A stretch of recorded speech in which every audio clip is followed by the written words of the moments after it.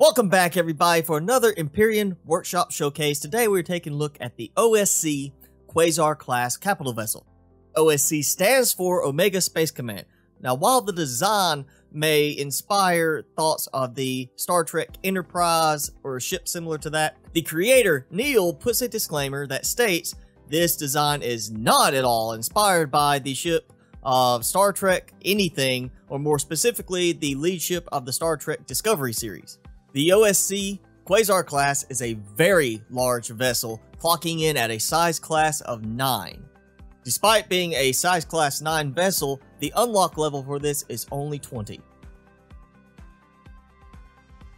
Starting at the lower section of the ship, there are 2 large cargo bay doors, one in the front and one in the back. However, there are no ramps for extending downward.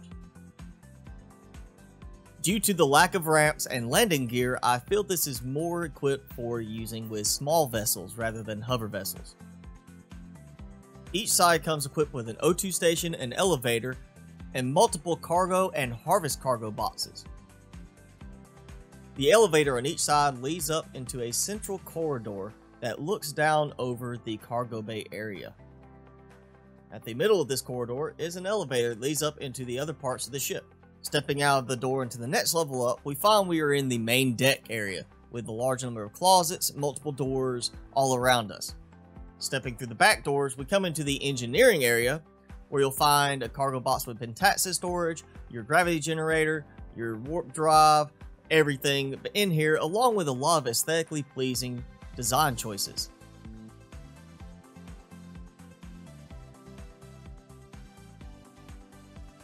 Stepping forward from the elevator, we now have to our right Ship Armory 1 and left Ship Armory 2.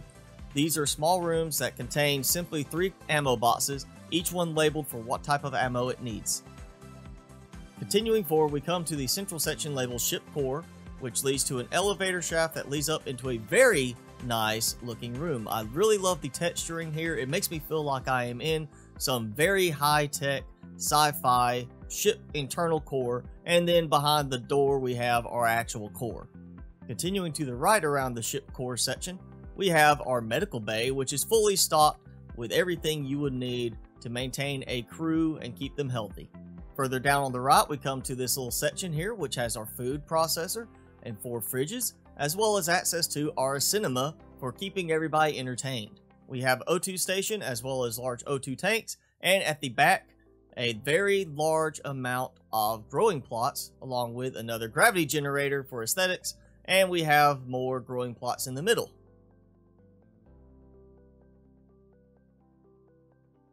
On the left side, we have another food processor and 4 more fridges, as well as access to what can only be assumed to be the captain's quarters because of how nice it is.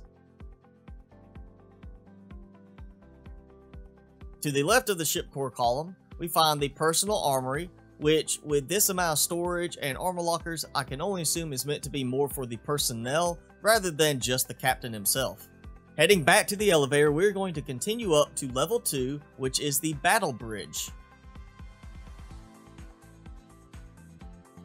As you can see, this is a full-fledged bridge, but it does seem to be set up for more of a battle mode, where instead of just having glass, we actually have LCD screens which are simply blank right now.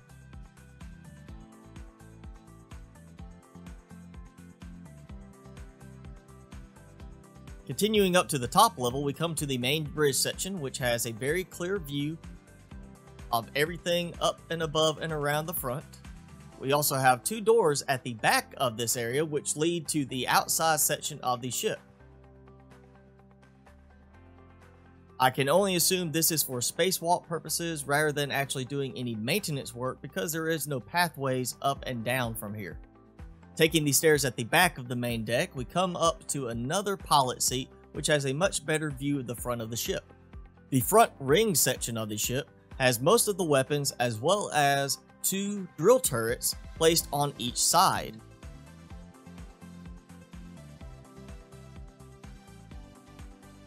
Again, the OSC Quasar Class is a size class 9 unlock level 20 capital vessel.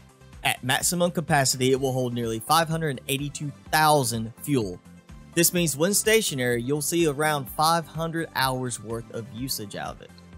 This vessel will hold nearly 38,000 oxygen in its tanks and comes with 2 ventilators, 6 oxygen tanks, 4 oxygen stations, 1 medic station, and 1 clone chamber. While the ship is described as more of an exploratory vessel than a warship, it does have a good bit of attack and defense capabilities. The ship comes with 4 plasma turrets, 6 minigun turrets, 4 rocket turrets, 6 sentry guns, and of course the 2 drill turrets. In total, there are 57 cargo and harvest boxes, 6 ammo boxes, 8 fridges, 2 food processors, and 1 advanced constructor. As with any ship of this size, there is of course a large amount of resource requirements for it. Most notably is the 93,000 Sathium and the 8,400 Erestrum and Zascosium. There are also 3 custom groups already set up, one for the cruise engines, one for full engines and RCS, and then one for mining.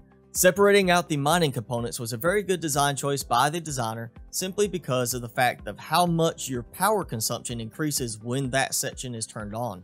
So my verdict on this design is that it is an extremely elaborate design. As far as the design goes, it looks amazing, is very well thought out, and it does cover your core functionality, at least for a single player usage.